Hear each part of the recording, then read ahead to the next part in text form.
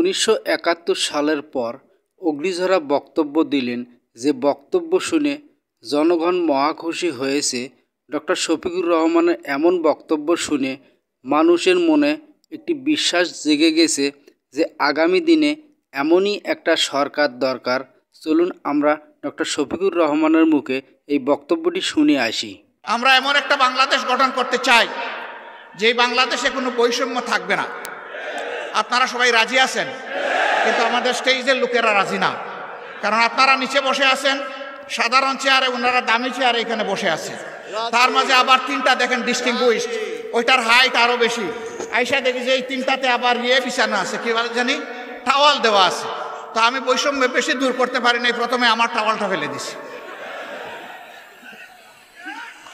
আগামীতে এই ধরনের কোনো আয়োজন হলে সকল চেয়ার সমান থাকবে ইনশাআল্লাহ। যে চেয়ার নিচে থাকবে, দেখার স্বার্থে যদি একটা স্টেজ লাগে তাইলে সেই চেয়ারটাই উপরে থাকবে ইনশাআল্লাহ। আপনারা সবাই রাজি আছেন? আপনারা তো রাজি থাকবেন। ওনারা রাজি কিনা? ওনারাও রাজি আছে, আলহামদুলিল্লাহ। তাইলে আমরা উভয় পক্ষ রাজি যে আমরা সকল ক্ষেত্রে বৈষম্যহীন চলবো ইনশাআল্লাহ।